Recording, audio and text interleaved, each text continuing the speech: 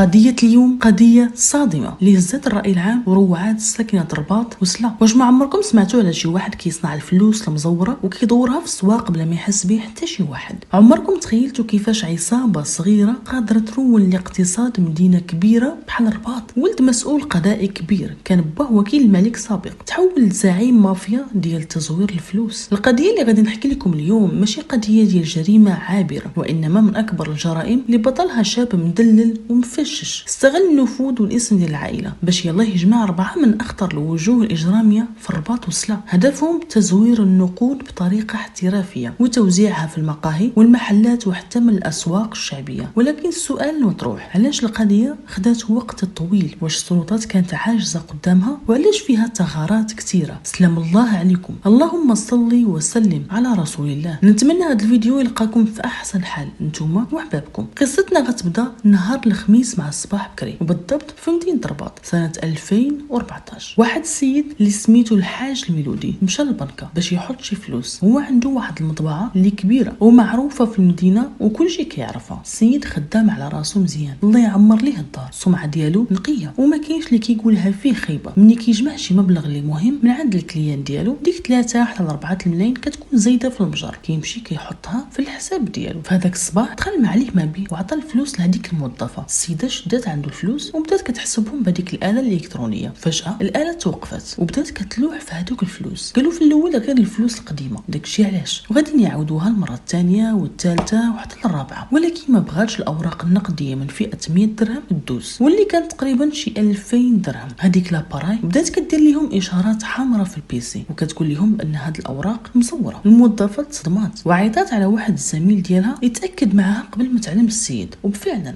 غادي يديروا واحد الفحص يدوي وغادي يلقاوهم مزورين ورزمه ديال الفلوس. غادي يجيو عنده، السلام عليكم. وعليكم السلام، واش ممكن تمشي معنا عند المدير؟ قال لهم ايه ياك لاباس. غادي يهضروا معاه بالاداب وبالصواب وغادي يقولوا ليه اسيدي هاد الفلوس اللي جبتي لينا فيهم واحد 2000 درهم كلها مزوره. الحاج الميلودي ركبات فيه الخلعه، مسكين ما فهم والو، بدا كيحلف وكيقول لهم وقيلا راكم غالطين، الله يهديكم، انا ما عندي حتى علاقه بهذا الشيء، انا كنبيع وكنشري وعندي مطبعه والمشاريع ديالي معروفه في الرباط، ما عندي علاش نزور الفلوس، الحمد لله ما خاصنيش. الموظف غادي يقول لي حنا ما عندنا ما نديرو ليك، ضروري نتصلوا بالبوليس، وماشي بالضروره تكون انت اللي كتزور هاد الفلوس. هاد القضيه ملي كتدور في الاسواق حنا خاصنا نعلموا بها ونحبسوها، وكيف ما كيقول واحد المثال، ما دير شيء ما تخاف شيء، وهذا اجراء عادي. هنا الميلودي قال لهم انا ما عندي علاش نخاف، عيطوا على البوليس. بالفعل عيطوا على البوليس، واخا هكذاك الخلعه بقات شاده. البوليس غير سمعوا بهاد القضيه جاو على الفور، شدوا الحاج الميلودي وهزوا معاه هذيك الفلوس وداو لولايه الامن. اول سؤال، منين جبتي هاد الفلوس وشكون اللي عطاهم ليك؟ قال لهم اسيدي انا خديتهم من عند الكليان ديالي، عندي واحد المطبعه وها السميه ديالها وها النعت ديالها، وبزاف الناس اللي كيجيو عندي في السيمانه، شحال قدني نعقل. غاديين يسولوا على هذوك الكليان اللي جاو عنده في هذوك السيمانه، واش ما شكيتيش في شي واحد فيهم؟ وشكون اللي عطاك 2000 درهم مجموعه دقه واحده؟ قال لهم اسيدي انا حتى شي خدمه ما خدمتها وعطوني فيها 2000 درهم، كاينه واحد الخدمه ولكن عطوني اكثر، ممكن تعطينا الاسماء ديالهم؟ قال لهم مرحبا. البوليس كان عنده واحد الشك بسيط في هذا السيد، علاش؟ بحكم ان عنده مطبعه ويقدر يدير هذه القضيه، ولكن فكروا في واحد الحاجه، ما يمكنش السيد يكون كيزور الفلوس ويجي يحطها في البنكه، يعني الا كان مطور لهذه الدرجه ما غاديش تدار به. وهما كانوا عارفين السمعه ديال الحاج الميلودي، والسيد مع ذلك بقى كيحلف وثبت على كلمته، ما عندي علاقه بهذا التزوير. النيابه العامه عطاتهم الاذن باش يمشيو للمحل ديالو وداروا التفتيش الدقيق، لقاو هذوك الات عاديه ديال الطباعه ماشي ديال الفلوس. ومني غادي يسولوا هذوك الناس اللي خدامين معاه غادي يقولوا لي باللي السيد معروف بالسمعه ديالو وحنا خدامين معاه هذه شحال من عام، الله يعمر ليه الدار وما كيدخلش الفلوس الحرام على ولادو. رغم ان الناس شكرات فيه، ولكن بقى واحد شويه ديال الشك كيدور عليه. هنا البوليس بداو كيطرحوا على راسهم واحد السؤال، واش فعلا الحاج ميلودي ضحيه ولا يمكن يكون هو متورط، كاينه شي عصابه متخفيه هو باغي يتستر عليهم؟ غادي يعاودوا يدوروا معاه. شوف الحاج، هذه راه 2000 درهم مزوره ماشي اللعب، وخاصنا نعرفوا منين دخلت عندك هاد الفلوس، وإلا كنتي شاكك في شي واحد قول لنا هذا الاسم ديالو. الحاج مسكين كيحلف وكيعاود وشد في كلمه واحده، انا ما عندي علاقه وخدام على راسي. شويه الحاج بقى ساكت ويقول لهم اودي انا واقيلا شاك في واحد خاينه، واحد الكليان الاسم ديالو يونس جا عندي هذه 5 ايام وهو الوحيد اللي خلصني من الاوراق ديال 100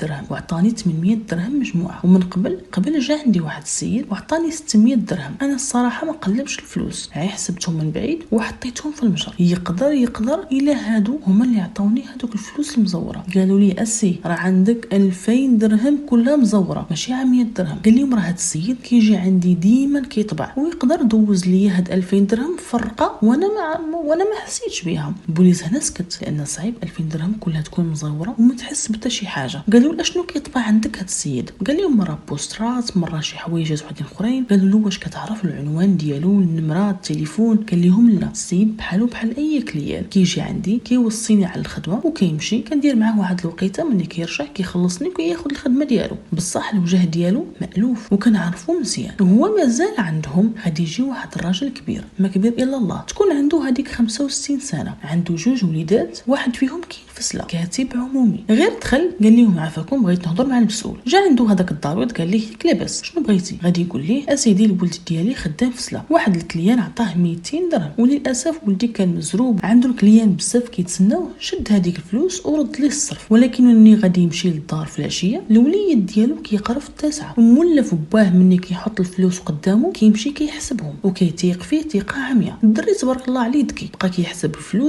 الفلوس حتى وصل للورقه ديال 200 درهم وكان فيها واحد الاختلاف. الدري شك فيها قلبها مزيان بيديه ما لقاش فيها هذيك الحروشيه اللي المفروض خاصها تكون. ولما جا باه اللي هو ولدي قال لي با اش كاين؟ الولد ديالي ما كيفهمش في هذه المسائل. اما ولده تبارك الله عليه دخل اليوتيوب وجبد ليه فيديوهات اللي كيبينوا الفرق ما بين الصحيحه وبين المزوره. وهنا فين ولدي غادي يكتشف نفس الاكتشاف. الولد ديالي عيط ليا وانا كنعرف هذه المسائل. قلت ليه ولدي اجي عندي ضروري وجيب معك هذيك الفلوس نشوفوا اشنو كاين، لانه من الاحسن حنا نمشيو نبلغوا ماشي نخليو حتى تديع الخبار ويشدوك ويردوك انت اللي كتصور الفلوس. انا ولدي عنده الوليدات الصغار والخدمه وما كاينش مع من يخلي المحل ديالو، فداك الشيء علاش انا جيت برجليا نوب عليك نعطيكم هذا الشيء، وإلا بغيتو ولدي يدير شي وقيت ويجي. فاش غادي يوريهم هذوك الفلوس غادي يقلبوها يدويا وغيلقاوها فعلا مزوره. غادي يقارنوها مع ديك الورقه اللي عند الحاج الميلودي وغيلقاوهم بحال نفس الطبعه وكذلك نفس النوع. هذا المحقق بدا كيقلب في هذوك الوراق قال لهم يستحيل يكون هذا الشيء صدفه. غادي يعاودوا يسولوا هذاك الراجل الكبير اللي جا عندهم في الاخر واش الولد ديالك عارف شكون هذا السيد اللي عطاه الورقه؟ قال لهم ايه. انا على حساب مني سولته قال لي باللي جا عندي واحد الشاب متهور واشم في لحمه وراكب واحد الموتور كبير وقال لي طبع لي هاد الورقات ب2 دراهم، خلصني بهذوك الفلوس ورديت لي الصرف ومشى في حاله. وفي الوقيته اللي ركب هذاك الموتور مشى بواحد السرعه اللي خياليه. دابا السؤال اللي مطروح عند رجال الشرطه واش هاد خاينه كاين في نفس الشبكه اللي كيقلبوا عليها او لا يكون واحد اخر كيصور الفلوس لراسو؟ بينما واحد المحققين قال لهم ماشي من بعيد هاد العصابه تكون كتنشط ما بين الرباط وسلا، ومن هنا لغد لي غادي يبان لينا شي واحد اخر من شي مدينه اخرى. الورقه ديال 200 درهم كان دليل جديد بلي المطبعه سريه خدامه على مستوى عالي. لما انتشر هذا الخبر وسط الناس وبالضبط في العائله ديال الحاج الميلودي واحد الحلاق من نفس الحي كيعيطوا عليه سي مصطفى سمع بالموضوع ديال الحاج بانهم شادينو على قبل شي فلوس مزوره، وحيت هو كيجي عنده عارف السمعه ديال داك الراجل ما ارتاحش. غادي يمشي عند رجال الشرطه وغيقول لهم باللي انا بغيت نعاونكم بواحد المعلومه يقدر تفيدكم حيت هادشي كيبان لي ماشي صدفه. دخل عند الضابط وقال لي انا راه كنعرف الحاج مزيان وتقول من العائله، ريحه الشحمه في الشاقور وخلاص وبغيت نصرح لك بهذاك الشيء اللي انا سمعت. الضابط قال له شنو عندك؟ قال له سيدي انا عندي واحد الصديق ديالي كنعرفوه هادي زمان وهو تاجر في الذهب، ومؤخرا انا كنت معربن عنده واحد الدمليج ديال المراه ديالي ومشيت عنده كنهضر انا وياه موالفين كنقرقبوا الناب وصافي. قلت ليه ودي فين وصلتي بالتجاره ديالك؟ واش الذهب هذا باقي فيه ما يدار؟ يعني واش الحركه ماشيه ولا لا؟ حيت انا هذاك المحل ديال الحلاقه كنفكر نبدلو وندير شي حاجه واحده اخرى. قال ليه اودي غير اسكت، راه هاد البيعه والشريه اللي حنا فيها راه مؤخرا جاو عندي شي ناس ونصبوا عليا. قال لي شنو كتقصد؟ قال لي جات عندي واحد المراه وراجلها ومعاهم راجل واحد اخر، 3 بيهم. السيد كيهضر اما المراه زيزونه ودايره النقاب. السيد كيقول لي اعطيني المضمه الفلانيه، اعطيني الدمليج الفلاني، اعطيني اللويزات. هو كيوريها وهي كتشير ليه بصباعها زعما هذه بغيتها وهذه ما بغيتهاش. فاختاروا احسن ما عندي في المحل واتقلهم يا سيدي، وغادي يسولوني 2 ديال الاسئله، واش دير معنا شي مروه وبشحال تحسب لينا هذا الخير. انا مني شفت الزرده والهبره كبيره فرحت، قلت لهم سيدي جاتك شوف اللي بغيتي وان شاء الله ما يكون غير الخير. وفعلا نقصت لهم شي بركه، قلت مع راسي انا اللي ربحت. فالثمن اللي قلت لهم هذاك السيد جبدوا الفلوس من الشنطه هو وصاحبه، اما مرته جمعات الذهيب دارته في الصاك وخرجت على برا المحل كتسناهم. انا شديت هذوك الفليسات حسبتهم لقيتهم هما هادو حطيتهم في المجر وقلت لهم بسلامه بسلامه. ايوا صاحبي راه هادشي خاص يفرحك. قال لي انا جايك الموضوع غادي تدوز شي ايامات. بديت كنحسب نحسب في هذاك الشيء اللي تجمع عندي في المجر، على اساس انا غندي شي حاجه للدار ونخلي شي حاجه هنا في المحل. جا واحد هايبي صاحبي مولف كيجيب القهوه وكيجي كيجلس معايا ويحسب معايا الفلوس، كيجمع 1000 درهم وكيحطها ليا فوق الطبله وانا كنحسب معاه. وعاودت لي على هاد البيعه وشريه، انا ما ديت ما جبت. هو يقول لي واش اللي جا عندك مرا دايره النقاب ومعها جوج رجال؟ ما حتى انا جاو عندي وخذوا من عندي الذهب، ولكن ها رد البال لقيتهم دوزوا لي شي فلوس مزوره، ولحسن الحظ ديالي ما عقت بهذيك الفلوس حتى بقاو لي 1000 درهم. قال لي كاش كتقول وكيفاش عقتي بيهم؟ قال لي هاودي كنت خدام كنبيع وكنشري، رديت الصرف لواحد الراجل هو يقول لي هاد 100 درهم عندك راه مزوره. قال لي اش كتقول؟ قال لي والله الا مزوره، حيت هي راه كتشبه الفلوس الحقيقيه، وكاين واحد الاختلاف اللي بسيط وقليل الناس اللي غادي ينتبهوا لهذاك الاختلاف. قال لي ما يمكنش، قال لي وهاد الفلوس عندك راه مزوره. ملي جيت نحسب لقيت عندي 1000 درهم، ولكن ما عرفش شحال بالضبط نصبوا عليا. فبدا كيقلبوا هذوك الفلوس، هو من جهه والاخر من جهه، حتى غادي يلقاو النص ديال المبلغ نصبوا عليه فيه. يعني الا عطاو 10 ديال المليون، 5 صحيحه و5 مزوره. السيد شد على راسو هذيك الساعه، سد المحل ودا هذوك الفلوس لعند الرجال ديال الشرطه ودار الشكايه ديالو. مني سولوا البوليس الحلاق وقالوا له هاد صاحبك هذا فين كاين؟ قال لهم كاين في فسله. وعاودوا سولوه واش فعلا دار شكايه رسميه وبلغ السلطات. قال لهم ايه سيدي، على حساب ما قال لي بلغ السلطات ودار الشكايه، وها النمره التليفون ديالو الا بغيتو تعيطوا ليه وتاكدوا. وبالفعل صوناو عليه وقال لهم ايه انا راه داروها بيا هذوك العصابه، وها شنو طرا وها شنو طرا وها شنو طرا، والشكايه راني درتها ولا بغيتو نجيبها لكم. فغادي يديروا معاه واحد البقيت وغادي يعيطوا ليه باش يجي لعندهم. هاد المعلومات زادت قوات هذاك الشك عند رجال الشرطه باللي العصابه كتخدم على نطاق واسع وهما اذكياء ما كيمشيوش غير عند واحد.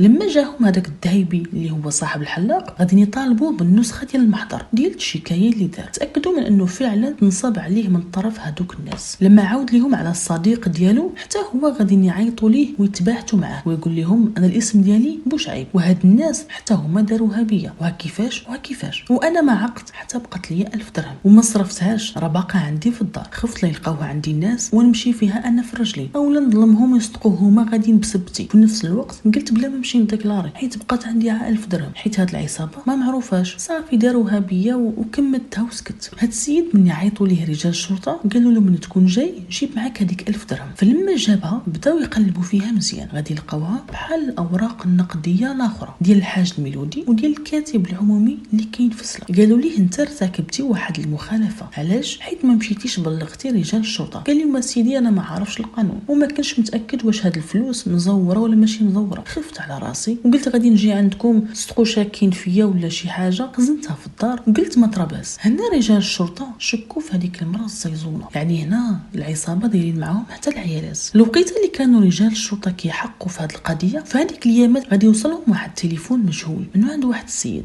الو السلام عليكم. وعليكم السلام، عافاكم دوزوا لنا الضابط الفلاني بغينا نهضروا معاه. قالوا له علاش بغيتي؟ عندي شي معلومات خطيره بخصوص الفلوس المزوره.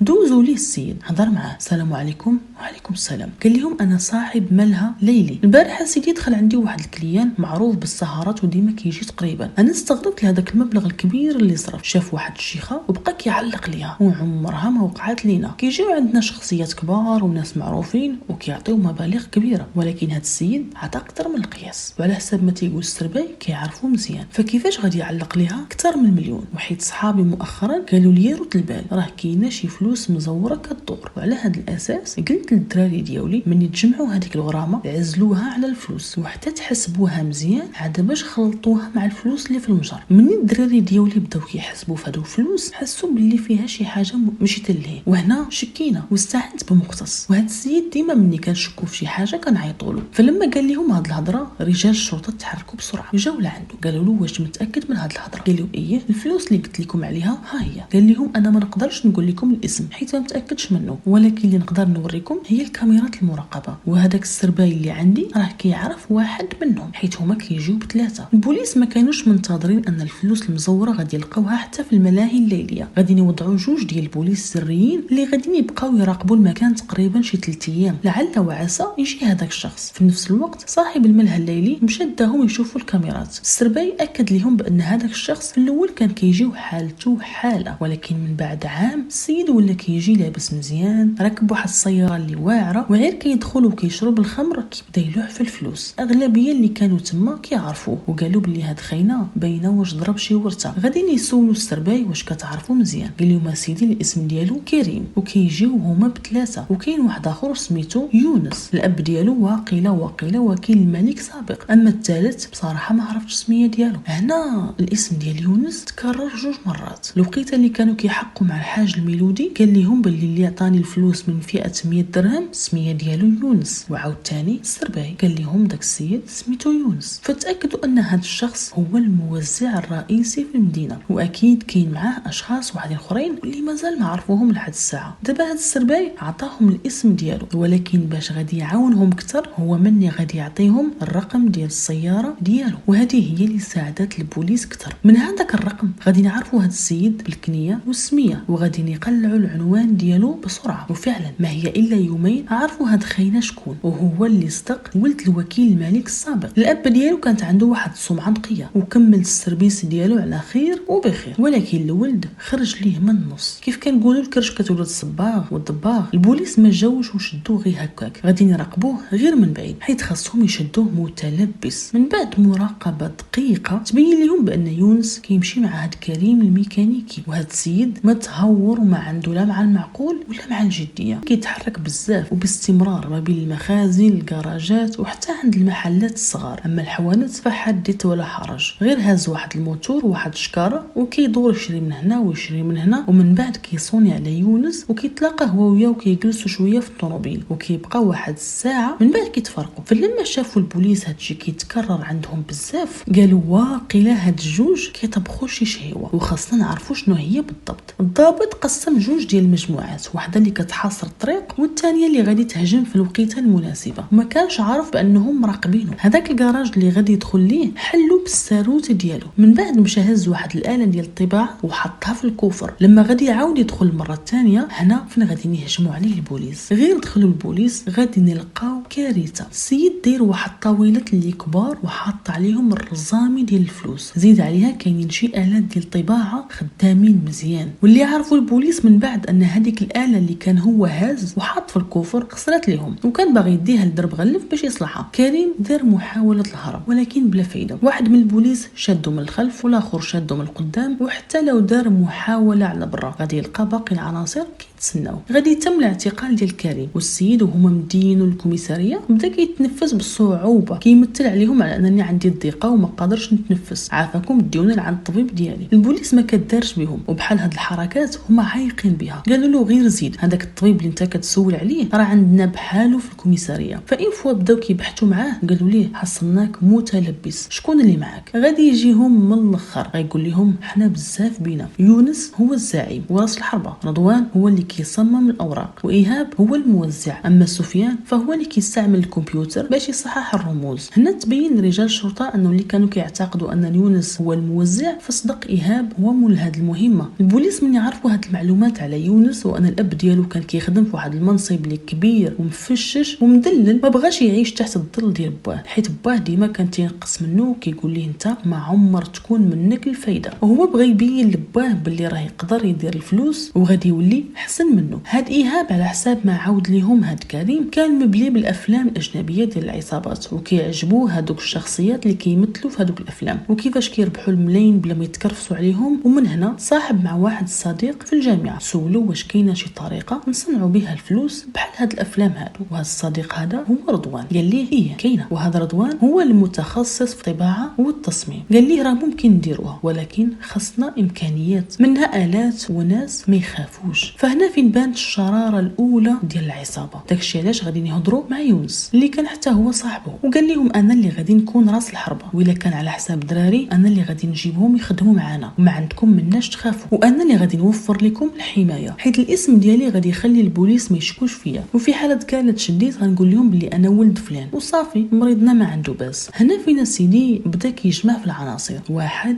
بواحد، واول واحد اللي جاب هو انا. لما درنا واحد النهار الاجتماع بدا كيفكر فرق في المهام، قال لنا بلي هو يونس غادي يكون زعيم ديال العصابه، رضوان هو المصمم، اما كريم هو الميكانيكي، وسفيان هو الهاكر. البوليس استغربوا، قالوا له واش نتوما هما العصابه اللي نصبتوا على الذهيبي؟ قال لهم ايه حنا اللي مشينا عنده، ولكن كيفاش؟ وفين هي المراه الزيزونه؟ هذاك اللي كنتو كتعتقدوا انه مراه، هذاك راه راجل، وراه كان داير النقاب وداير حتى التقاشر وما كيبين حتى شي حاجه، وبلي مراه هو الغليظ فينا وعنده واحد الكرشه، وغادي نتاكدوا من الذهيبي وغادي يقول لهم بلي فعلا المراه اللي جات عندي واقيله لا كانت حامله. فغادي يسولوه فين كنتو كديروا الاجتماعات ديالكم؟ قال ليه واحد الكراج سري، هذاك اللي لقيتوني فيه، وكاين واحد الكراج اخر كنجمع فيه المعدات، ويونس هو اللي كاريهم على حسابه. اما رضوان فكيتكلف بشراء آلة طباعه اللي كتكون قديمه، وهو اللي كيعاود يعدلها، وشي حويجات وحدين اخرين ملي كينقصوه كيديهم لعند صاحبه اللي كاين في درب غلف كيقادها ليه. وبالنسبه للبرامج باش كتقلدوا الرموز ديال الاوراق النقديه، شكون اللي كيقادها؟ قال لهم اسيدي سفيان هو اللي كيقلب عليها وكيجيبها. هنا غادي يقولوا له اول مره شنو درتو ملي زورتوا هذوك الفلوس؟ قال لهم اسيدي يونس هذيك الوقيته جمعنا في القهوه، وبدا كيقول لنا على الخطط كيفاش غادي نسوقوا هاد الفلوس ونوزعوها بلا ما يفيق بينا حتى واحد. واول تجربه درناها كانت بالورقه ديال 100 درهم، وما كاينش الفرق ما بين الصحيحه والمزوره. صراحه في الاول تخلعنا شويه، ولكن قلنا مع راساتنا من هنا لعامين 3 سنين غادي نديروا الطوموبيلات والفيلا ونعمروا الكونت. فهنا غادي يسولوا على الحاج الميلودي واش مشيتوا عنده؟ غيقول لهم اياه. كنمشيو كنطبعوا عن الوراق اللي كنستخدموهم من بعد في هذوك الفلوس، واش عنده علاقه بهذا التزوير؟ قال لهم لا. وبالنسبه للذهبيه مشيتوا عندهم؟ قال لي ايه مشينا عندهم بجوج. وبخصوص الكاتب العمومي اللي مشيتوا عنده، شكون فيكم اللي عطاه 200 درهم؟ غادي يقول لهم وقيله هذاك غيكون رضوان، حيت هو اللي مولف كيمشي لسلا بزاف. وكاينين شي ناس وحدين اخرين اللي نصبتوا عليهم من غير هادو، غادي يقول لهم اكثر من 300 واحد نصبنا عليه، ولكن كاين فيهم اللي كيسكت وكاين فيهم اللي كيعلم البوليس. سمعوا الكريم حتى الاخر، وغادي نسولوه على يونس فين غادي يكون دابا. غادي دير معنا واحد الخطه باش يمكن لينا نشدوه. فهنا كريم غادي يعيط على يونس، وغادي نتفقوا يتلاقاو في القهوه المعلومه باش البوليس يقدر يشد حتى يونس. وبالفعل يونس غادي يمشي لتما باش يتلاقى مع كريم، وغادي يلقى البوليس كيتسناه. داروا ليه واحد الكمين وقرقبوا عليه وداوه معاهم. اول سؤال كيفاش درتي ليها؟ واش انت اللي كونتي هاد العصابه؟ يونس ما ناقش ولا تردد ولا تهرب، غادي يقول لهم ايه سيدي. وشنو كديروا؟ كنزوروا الوراق النقديه بحال المحترفين وكندمجوها مع الوراق الصحيحه باش نعطيوها للناس وما يعيقوش بينا. وفين كتصرفوا هاد الفلوس؟ هو سيدي كنصرفوها في الاسواق، في القهاوي، في الملاهي الليليه. كل واحد كتكون عنده واحد الرجمه وكيصرفها كيف ما بغى، وما كنديروش غير المزوره، ضروري ما نخلطوها مع الصحيحه. هنا يونس غادي يصدم البوليس ملي غيقول لهم بلي كل افراد العصابه عنده تقريبا 200 مليون سنتيم، وكل واحد فينا عنده الطوموبيلات ديالو والعقارات والديورة، لان الناس من هذه شحال هما خدامين وحتى واحد ما حق بهم. وكيفاش كنتو كتستعملوا هذه الطريقه بلا ما حتى شي واحد ما يشك فيكم؟ درتوها مع الاول والثاني والثالث، ضروري ما غادي تفرشوا. قال لهم للاسف درنا نفس النمط، وكل مره نفس الطريقه، كنخلطوا الفلوس المزوره مع الفلوس الصحيحه، وهكذا حتى واحد ما كيعيق بينا. ومني كنشوفوا شي واحد اللي عايق وفايق وكيبدا يقلب في هذوك الوراق كنقلبوا عليه، وتيكون واحد اخر اللي مراقب غير كنعطيه انا الاشاره كيدوز عليا بالموتور وكنركب معاه وكنغبر، فما كيعقلش علينا. وحتى من هذاك الموتور كنبدلوه الغد ليه، وهكذا حتى شي واحد ما كيشدنا ولا كيعيق بينا. فمن بعد هاد الزوج ملي تشدوا كريم ويونس، كل واحد ولا كيردها للاخر، تيقول ليه لا راه كريم هو الدماغ، لا راه يونس هو راس الحربه. ولكن من يعلموهم بلي القضيه راه تفرشات وحنا حصلناكم وجامعين فلوس كثيره، غتمشيو فيها واحد المده اللي صحيحه في الحبس. قرروا انهم يجبدوا حتى الاخرين اللي معاهم. الاغلبيه ديال هاد العصابات ملي كيكونوا عارفين راسهم غادي يتحبسوا واحد المده طويله ما بين 4 الحيوط، فما كيبغيوش يمشيو بوحدهم ويخليو الاخرين منعمين في الفلوس. حتى هما جابوهم واعترفوا على واحد بواحد وجابوهم كاملين، كل واحد فيهم داروا ليه كمين وجابوه حتى لعندهم. واول واحد شدوه من بعد هاد كريم ويونس كان هو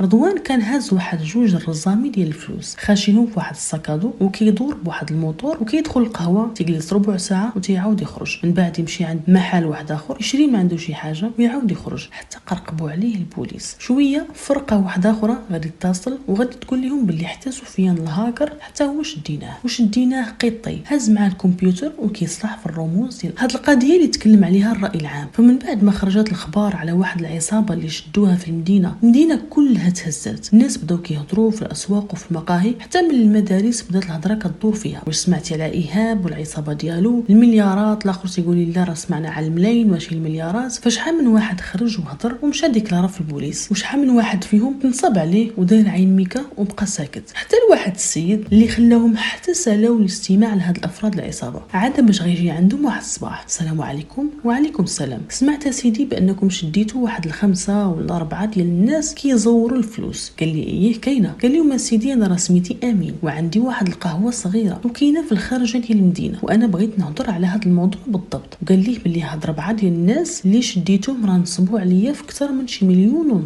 فقالوا ليه عاود لينا من الاول على القصه ديالك وكيفاش اكتشفتي ان هاد الناس نصبوا عليك. هادي شي 1.5 عام وانا كنعرف هاد الناس، واول مره تعرفت على هاد الاشخاص كنت واقف انا وولد رئيس الجماعه، حتى دخل واحد السيد مع صحابه مشاو جلسوا، شير بيديه، جيت لعنده قال لي السلام عليكم. قلت ليه عليكم السلام. شكون عافاك اللي يسر بينا؟ قلت لهم غير جلسوا وتفضلوا. فقال لهم اشنو حب الخاطر؟ قالوا لي جيب لينا احسن ما عندك في هاد القهوه، واليوم راه الماتش ويقدر هاد الطوابل كاملين نعمرهم ليك بصحابنا وكل شيء على حسابي. وفعلا من بعد واحد ربع ساعه لقيت انا القهوه كلها عمرات وكامله بهذوك صحابهم. السرباي اللي كيمشي عندهم جاب لي واحد النقنقه وقال لي بلي هذاك الدري راه ولد واحد الشخصيه كبيره ولاباس عليه، واقيلا ولد الوكيل ديال الملك. انا فرحت ودرت معهم تخفيضات، كنت كنظن بلي كل شيء عادي. سال الماتش حسبت ليهم خلصوني. من بعد واحد 15 يوم عاود تاني جاو وعمروا الطوابل كاملين، سربيتهم وجبت لهم احسن ما كاين وخلصوني. وبقات هكذا المعامله ديالتنا، كيجيو وكيمشيو، وبقات تقريبا شي عام وعلاقتي معهم بهذه الطريقه. هنا البوليس غيسولوا هاد امين مول القهوه واش ما عمرك مديتي هادوك الفلوس للبنكه؟ غيقول ليه لا، انا موافي الفلوس اللي جمعتها كنديها للدار وكنخليها. فانا مني سمعت الناس تيدويو على عصابه ديال تزوير الفلوس المزوره، فمشيت عند مرتي وقلت لها جبدي هادوك الفلوس راه نشوفوا ياك ما القضيه فيها شي حاجه. عيطت على واحد السيد واللي كيفهم في هاد الفلوس مزوره، حطيت قدامه كاع هذيك البركه اللي عندي، فبدا كيحسب ويقول هذه صحيحه هذه مزوره هذه صحيحه هذه مزوره، حتى جمعنا 1.5 مليون ديال الفلوس كلها مزوره. هذاك النهار بالضبط اللي جا عندهم امين ضالين البوليس كتنزل عليهم الشكايات بحال شي شتا، كل واحد فين ضحكوا عليه وبشحال ضحكوا عليه. يونس راس الحربه اللي هو ولد وكيل الملك السابق والديه جا وقال لك حكاو الواد نخرجوا ولدنا من هذا المشكل، والسبه اللي لقاو قال لك ولدنا مريض نفسي وماشي طبيعي وراه كيشرب الدواء. البوليس قال لهم كيفاش ولدكم كيخطط وجامع عليه هاد العباد الله كاملين وكينصب عليهم وتجي انت تقول لي راه مريض نفسي؟ هاد المرض ما بان